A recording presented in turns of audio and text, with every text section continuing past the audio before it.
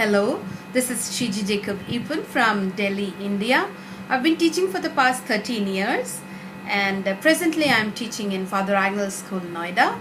So here I am uploading a video telling you about my teaching philosophy, the important components of a good lesson plan, and some of the memorable moments I had in my classroom.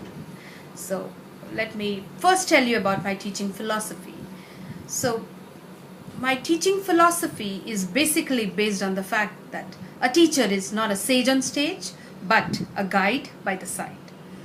One of the most important components of teaching is to create a conducive environment to acquire significant learning outcomes. The teacher must first connect to the learner before any learning actually happens. We all know students do not learn in the same way or at the same rate. So, my lessons are generally dynamic, properly paced, with a sense of fun. And gradual learning of vocabulary and grammar is also a vital part of my lessons. I always try and create real-world connections for a student-centric learning. I believe that we must incorporate technology in the classroom. That's how the students are engaged in a positive way. I also constantly learn what is new in the discipline, as I'm a person who strongly believes that a learner cannot inspire learning without actually being a learner herself or himself. Now, talking about my lesson plans. During my vast teaching career of 13 years, I have noticed that if you get your lesson plans right, it's a great day of teaching, but if you get it wrong, then it's really difficult for both the teacher and the learner. So as teachers, we not only facilitate the students gain knowledge, but also help them apply, analyze, synthesize, and evaluate the same so as to develop their critical thinking. Now moving on to the next thing. A good lesson plan must have certain things in.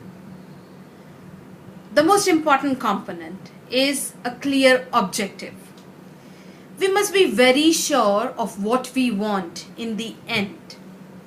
During the course of teaching, the main objective must not be overshadowed by secondary ones. The next important thing is the content. This should be chosen according to the level and needs of the learner. We must be able to connect it to the learners. The third important thing is setting up the classroom for your objective and to integrate technology in the classroom. Next important factor is the teaching methodology. Now, being a language teacher, I always have an interactive method of teaching. The teacher and the learner, they interact, they debate, they innovate, they evolve, and that's how they learn a lesson. Now, another thing is the teacher should use all her teaching tools successfully to facilitate the learning objective. The final and the most important thing, evaluating the learning outcome. We need to analyze knowledge and understanding, the attitudes and values and the skills that the learner has achieved at the end of the lesson. There has to be a detailed rubric for the same. There are various ways of doing it. It's not always a pen and a paper test which will help us decide if the child has been able to reach the goal. Now, that's how a good lesson plan should be. Now, moving on to the next thing.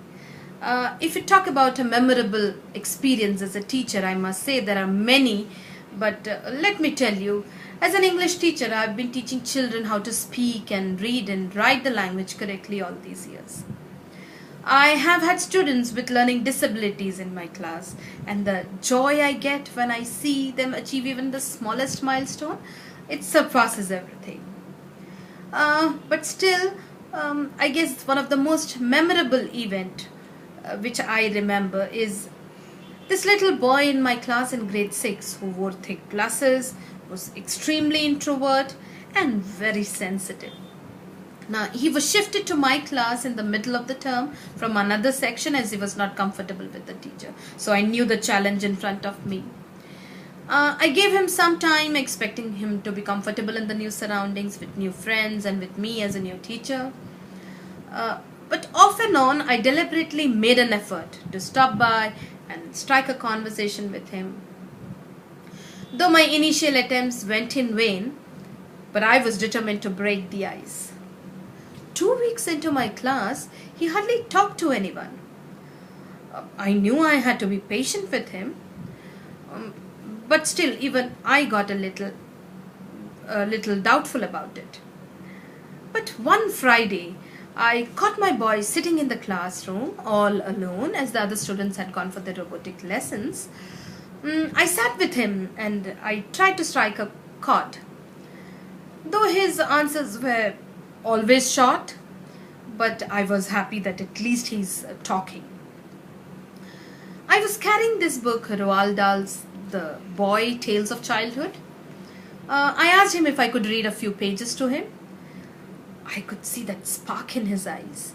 And we sat together reading and laughing and for quite some time listening to Dahl's childhood tales. As the bell rang, he asked me if I could give him the book to keep for the weekend. And I was more than happy to do the same. I kept on thinking about this during the weekend and waited for the Monday. And my boy came back to me on Monday to return the book and asked me if I had something else for him to read. I gave him several more through the rest of the year, and we would often catch up in our free periods to share the stories. I loved it when he narrated the incidences from the book which I already knew. I could see that smile at the end of the year on his face, that confidence. He'd made friends. He used to talk to me as well. I guess this is one of the most memorable moments I had as a teacher. So this is it. I hope you like my video, and I'm thankful that you were patient with me. Namaskar.